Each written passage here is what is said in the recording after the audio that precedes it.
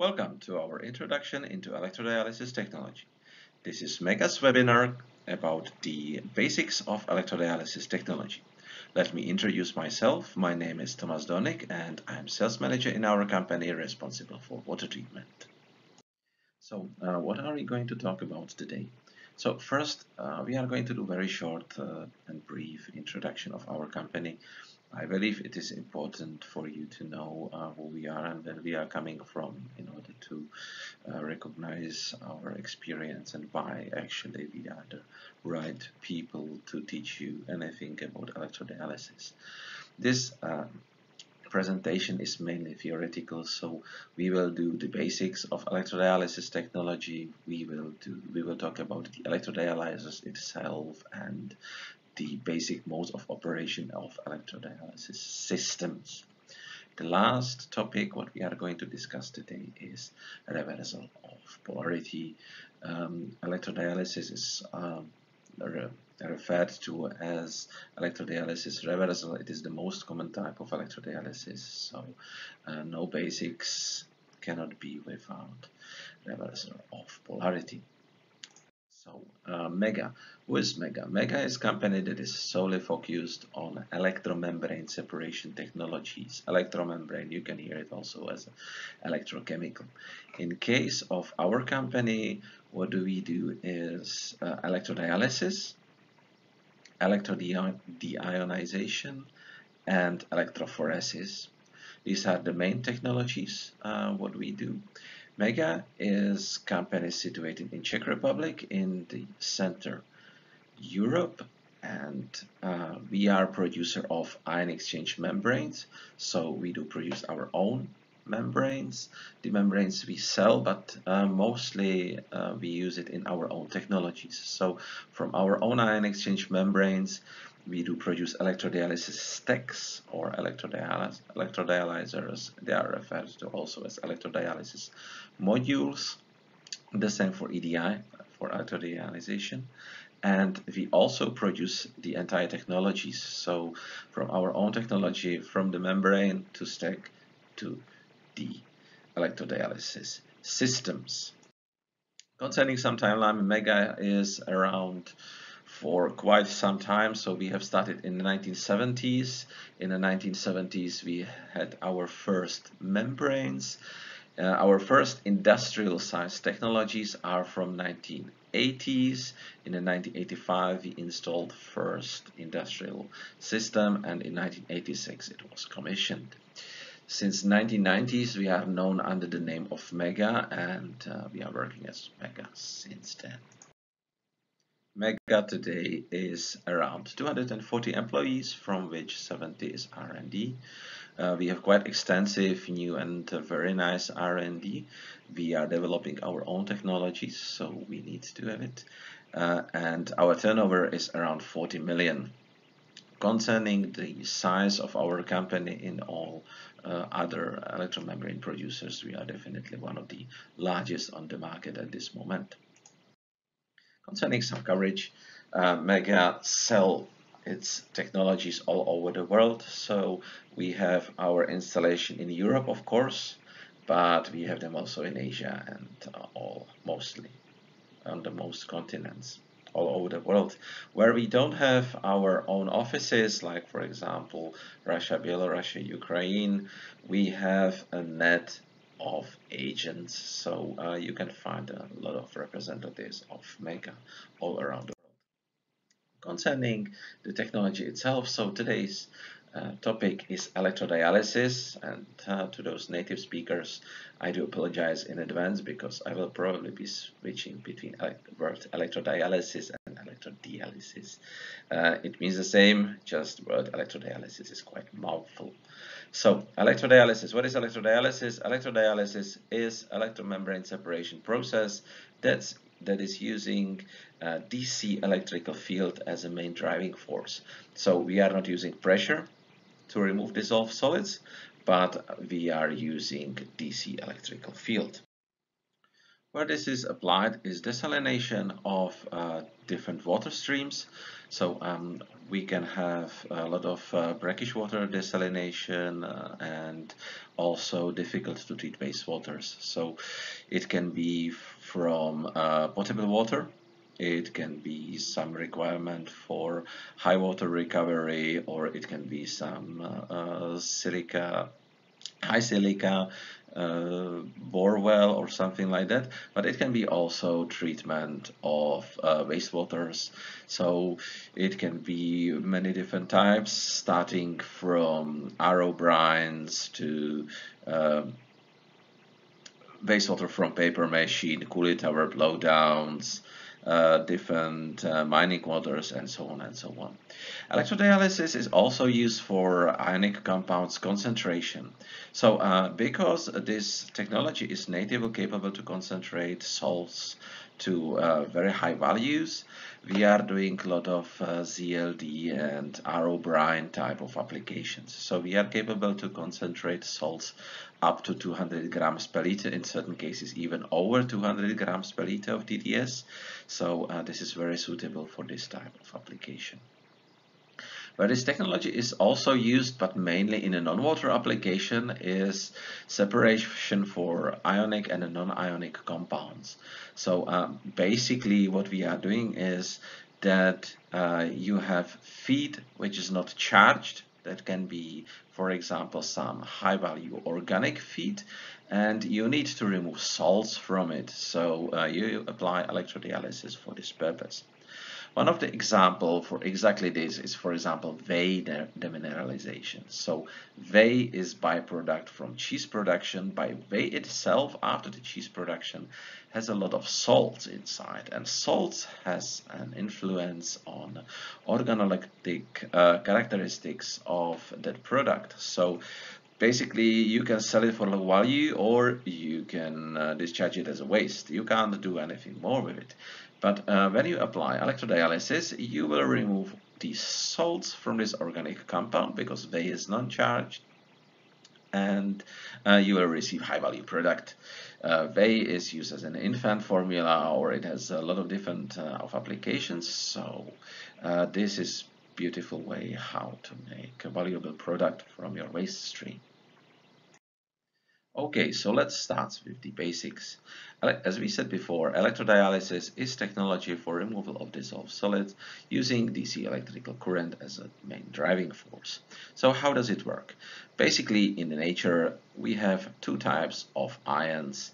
One of them losing electron, positively charged cation, another atoms or ions gaining electron, negatively charged, called anions. So sodium is cation and chloride, for example, is an ion. These exist normally in the nature and they both has a charge.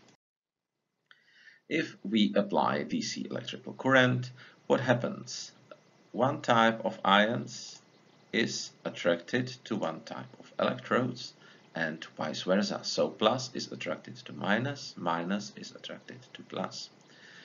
If we want to separate, we need to introduce ion exchange membranes. So we introduce one type of ion exchange membranes, and basically ion exchange membrane is blocking one type of the ions. So in this case, an ion exchange membrane is blocking the passage of cations and vice versa.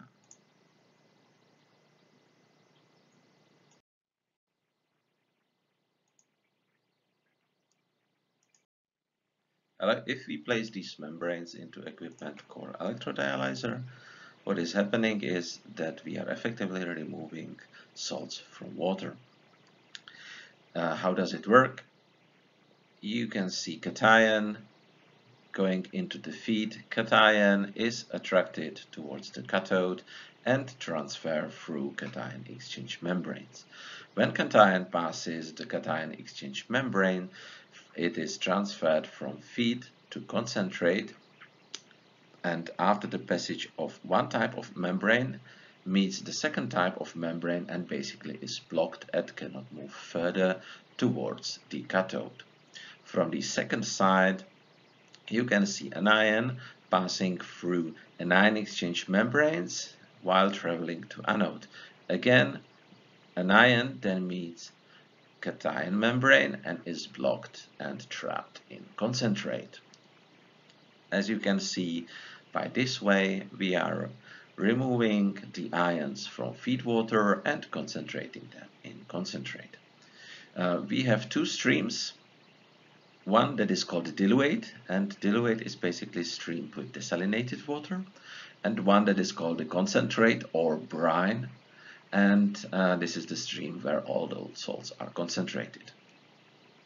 The technology is not capable to remove all of the ions, so you will always have some remaining salts in your diluate. It's not capable to completely remove all of the ions that are existing in the water. Two streams, diluate and concentrate, are present in electrodialysers, and those are two streams we will be talking most, because those are two streams basically that customer will need and meet. But there is one additional stream that is internal, and it is called electrosolution or electrode stream. So electrode stream is basically only in one chamber, that is water around the electrode. So this all is happening in the equipment that is called electrodialyser or electrodialysis stacks, or sometimes referred to as electrodialysis module. What is it? It is the equipment that has two plates on the sides, usually, basically just holding it together with manifolds and with connectors. In order to apply DC electrical current, you need electrodes. So mostly titanium, platinum electrodes are placed in these technologies, but sometimes you can see also carbon electrodes or MMO type of electrodes, really depending on application. Then in between those two, there are spacers and ion exchange membranes. So what it is important to know is the word cell pair, because the cell pair is actually the size of your technology or size of your stack. So what does it mean? Cell pair is basically one type of membrane, so cation membrane, spacer. Spacer is divider between those two membranes, and water is going through these spacers. So cation exchange membrane, spacer, anion exchange membrane, and again spacer. So when we are talking about technology and we are saying that electrodialysis stacks has 600 cell pairs, it actually means that it has 600 cation exchange membranes, 1200 spacers, and 600 anion exchange membranes. So electrodialysis stack, these stacks are connected here by tying rods. So this is not enclosed into anything, it's just two desks, spacers, membranes, spacers, membranes, spacers, membranes, and another desk, and tightened together. Electrodialysis stacks are not leaking per se, needless to say, because functionality of this technology, they work a little bit in kind of a feed and bleed mode, where some salts are allowed to push out, and they are also not completely leak proof. So it is important to note this during the maintenance. Electrodialysis stacks can be vertical or horizontal depending on design of producer. So another important information about the process itself. We do not transport water, as we said at the beginning, but there is some transport of water occurring anyway. And this is mainly related to the hydration shells of ions. So while we transfer ion and not water through the membrane, the ion itself has the water in hydration shelf. So with 1 kilo of salt, we do transport also 4 or 5 kilos of water. This is really average value. It will depend on the certain type of particular type of ion. Concerning the rest, it's also important to notice some things happening on electrodes. So basically, during the operation of electrodialysis, hydrogen, oxygen, and or chlorine gas is created. This depends on the type of your feed water or on the type of the water you use as an electrode solution. Mainly hydrogen is an issue, so majority of electrodialysers has its own ventilation. What does it mean? It means that we have electrode solution in a closed loop with a tank where these gases are allowed to go basically to the air, and there is a fan on top of it and venting these gases out of the building. It's nothing terrible, really no need to be scared. It's just simple fan, nothing really bad. Mega today is using 3 basic types of electrodialysers: ED or EDR if it is with reversal, 2, 3 or IF. IF stands for intensive flow. So basically ED2 is the stacks we would use in non-water applications, is vertical type of electrodialysers, in our case with 250 cell pairs. In the water treatment we are using mostly EDR3 for brackish water desalination, meaning for the desalination of brackish waters, and EDRIF for high TDS desalination. So EDR3 is horizontal type of electrodialysers with 600 cell pairs. So it has a very high membrane area and quite high flow rate. In this case, around 40 to 45 cubic meters per hour. This electrodialysis is exactly what you want when you are doing the brackish water desalination, because in brackish waters you are limited by your water, let's say, conductivity, because it's low TDS. Mostly 99% of all installations is somewhere around 1 or 2 grams per liter TDS in the feed water. So you cannot apply high currents in order to get high current densities. So you need a lot of membranes in one stack, and it makes no sense to be doing the number of stacks, because then if you are building from small stacks, your technology is getting more expensive. So this is exactly what you want. You want to have very high membrane area, high flow rate stacks for high concentrations, and here we say it's TDS around or above 3 grams per liter, but these are not exact limits, because the sweet spot actually for these stacks is somewhere from 20, maybe 30 to 60, maybe even 80 grams per liter of TDS in a feed water. So really this is just a theoretical limit, and the same here as an upper limit of 3 grams per liter. So these stacks are the latest development of Mega, and basically it has a lot of advantages, but basically the best one or the most important one is that this stacks is highly electrically isolated. So we can apply high current densities, and this is why we can remove very high mass of the salts through the membranes.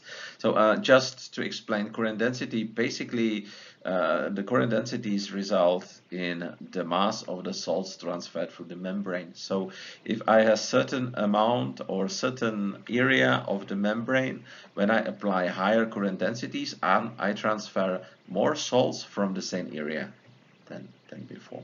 So these are for high concentration ZLD type of applications where it is used as a membrane concentrator before evaporation or crystallization, aerobrides, and so on and so on. From electrodialysis stacks, let's move to the systems. So stacks itself, of course, work in some technologies, and those technologies work on some basic principles.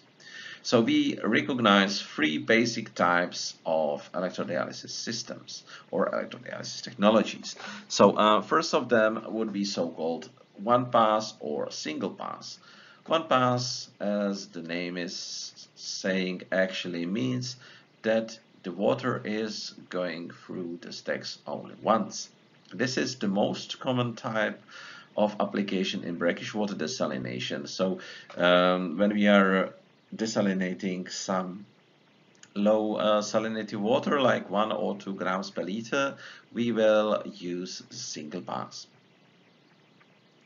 It is typical for large-scale application. We have 2000 cubic meters per hour, for example, type of application where we use this technology. It does have maximum 4 stages, and I will be talking about a little bit later. And in our case, we use EDR3 stacks and with maximum of 600 cell pairs. So how does it work? So one pass. Basically, we are feeding water into the electrodialysis stack. Electrodialysis stack feed it into the diluate stream. When the water is coming through the stacks, ions are removed from this diluate stream to the concentrate. The passage through one stack will not remove all your required salts, probably, but it will remove just certain. So let's say, for example, then your first stack will remove 50% of all your salts. But a requirement of customer is not 50%. Usually your customer requires more. So you would place another stack in line after the other. So diluate outlet is actually inlet of your second stack. Your second stack will also remove 50% of salts, and all in together you will reach 75% of desalination cut. The majority of technologies, probably maybe 95%, is 2 or 3 stages, meaning 2 or 3 stacks in a line. These stacks, as I just mentioned, putting them in a line, in this case it's called staging. So this is the first stage, second stage, there would be third stage, maybe even fourth stage. Fourth stage is not used so common, it's very minor application. Doing one unending line or one large line with 5, 6, 7 stacks is not economical. So 3 stacks, I would say, is the maximum. 4 stacks sometimes, and then there are better ways how to basically remove your salts. So don't do one unending line of stacks. Those salts, when they are removed from feed, are removed into concentrate. And concentrate in this case is operated in some kind of a semi-closed loop. It's actually in a feed and bleed. And what is happening is that we are taking small portion of feed and diluting the concentrate loop. So for example, if I say I have 1 grams per liter in my feed and I want to have 10 grams per liter in concentrate TDS. So I said 10 grams per liter and I'm using small portion of my feed for diluting and continuously keeping the water in my concentrate loop in 10 grams per liter. What goes in must go out, and concentrate is actually the outlet from this loop. This is why these technologies has very high water recovery. Electrodialysis has water recovery, let's say, from 85 to 95%, and this is because we can set the concentrate very high and just using portion of your feed water as concentrate loop. Concerning this process, we said we have diluate and concentrate, but there is also, of course, electrode stream. So electrode stream is internal workings of electrodialysis, and in the majority of single pass or one pass modes, we do the same. We take a small portion of feed it into electrodialysis, and we have a concentrate stream. As I mentioned before, there is something that is called staging, and staging is putting the stacks into the line. There is some other term called lines, and lines is actually putting stacks next to each other. So this would be standard application of electrodialysis. When we say, for example, one stack is treating 40 cubes per hour, and in the overall I need to treat 120 cubes per hour. So 120 cubes per hour is divided into 3 different lines, and I need to do 75% desalination cut. So in each line I do 2 stages. It goes to one stack and then to the other stack, and then it goes out. All of the outlets of the product are collected here as a diluate, and all of the outlets of concentrate then are collected as a concentrate. So stages equals your desalination cut, and lines equals your flow rates. The technologies itself then are referred to as lines and stages. So I can say this technology would be called 3 lines in 2 stages. If I would have another modules here, for example, it would be 3 lines in 3 stages, and so on, so on. Another mode of operation of electrodialysis is called feed and bleed. Feed and bleed is typical mode of operation for high salinities. So we can say somewhere between 20, maybe 30 to somewhere around 60 to 80 grams per liter. And it is continuous and steady state process.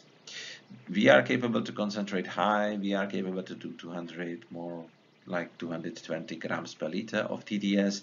And in this case, diluate, or let's say desalinated water, because it still requires to have some conductivity, will be limited. So with this one system, you are not going to do a very high desalination cuts. You are not going to do 300 milligrams per liter, 500 milligrams per liter, but our diluate will be always 5, 10, maybe even 15, maybe even more grams per liter. If we really want to go lower, we would have to do another technology behind it. Majority of technologies has single or 2-stage arrangement. So basically we have 1 or 2 modules in series. So there are 2 stages. So how does it work then? Well, basically you have your feed water. Your feed water is fed into those 2 loops. So you have not only concentrate loop, but you have also diluate loop. So on the side of your diluate of your desalinated water, you are not sending it from one module to another, to another, to another module, but you are rather recirculating it there and back. This is continuous process. You are just not doing certain number of recirculation and then doing some discharge. It is continuous recirculation. So you are using the portion of the feed, and basically you are feeding it continuously here and introducing new salts into this loop. Again, what goes in has to go out, and that outlet through the overflow is called diluate. The concentrate loop basically works in all modes of operation very similarly. So here again you have a concentrate loop, and you are introducing salts, or basically diluting your concentrate loop with the feed, overflow, and your concentrate. The last mode, what we are going to talk about today, is called batch mode. Batch mode is very typical in food, for example, in food applications or pharma applications, but it is also used in water treatment when you need very high concentration on one side and very high desalination on the another side. Batch mode itself is non-continuous mode. So comparing to feed and bleed, this is not anymore continuous, and batch mode basically is working with different closed loop tubes already. So this is batch mode, and in batch mode you have a tank here in front of the electrodialysis. You are using this tank and recirculating through the electrodialysis stacks till you have reached the desired conductivity, and when you have reached it, you basically discharge that tank, and this is your diluent. The same goes with the concentrate. Here in this case, your concentrate can be fed from a different source, so you can have a separate source, and then you can see why it is so beneficial in pharma or in food industry, because basically when you have different source for your concentrate stream, if you have some organic compound that is here, and here you have normal water, only salts will go to the concentrate, but all of your organic compounds stays here in diluate. So this is how does it work with the two tanks. So tank 1 for recirculation of diluate, and tank 2 for recirculation of concentrate.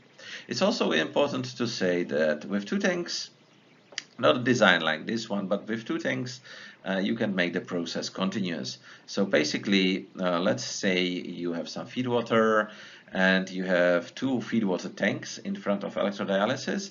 So what we do is basically that we just let the water go to, for example, tank 1, and tank 2 is treated through the electrodialysis. When we are finished, tank 2 and tank 1 are switched, and you let your feed water go to tank 2, and the tank 1 is treated by electrodialysis. And this goes around and around, and those two tanks are switching all the time, and one of them is always empty for feed water to make it continuous, and the second one is always treated by electrodialysis. So this is possible in batch mode, and even if the batch mode is non-continuous itself, with correct use of a number of tanks, you can make it continuous.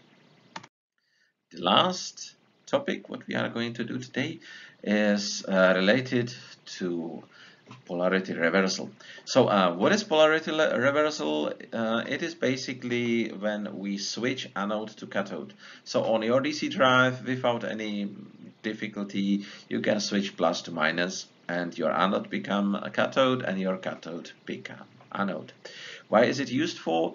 Because basically it creates higher resistivity of the membranes against fouling or scaling, and because we need less chemicals because of this. So how does it work? So you have some kind of a feed water, and this feed water is fed into the diluate stream, and basically your ions go through the membrane through one side, and another ions are pressed on this side of membranes because they go through this membrane on the other side. What happens when we switch polarity is that you can see that movement of these ions has been switched. So it's no longer pressed on the same side. That also means that that side that has been effective working with that ion right now has the time to be clean just by the flow of the water. In a standard application, or let's say in a single pass brackish water desalination, this process is done regularly, and it depends on the site, but it is between 15 to 30 minutes, usually every 15 or 30 minutes. The electrodes are switched and the process basically is reversed. So this is also connected to the battery valves in front of the stacks, because you need to keep your streams corrected, and it is also connected to certain requirements on electrodialysis systems. In your stacks you need to have titanium, platinum electrodes on the both sides, or at least MMO electrodes on the both sides. and your, of course, electrodialysis systems has more streams, more valves. It's a little bit more complicated, but it brings a lot of advantages, and it makes this technology really not needing so many chemicals and more green. And this concludes today's webinar about electrodialysis technologies. This webinar was about the complete basics of this technology, and we have been asked to place this webinar on YouTube, so you can see this anytime you want, and you can check it again if you have any doubts about how this technology operates. If you have any projects, or if you want to ask us more questions that are not included in this webinar and in this Q&A we are going to do in a couple of minutes, you can contact us through our web pages, or you can send it to my email tomas.dornik@mega.cz. Thank you very much for listening, and without any further ado, let's start with a Q&A.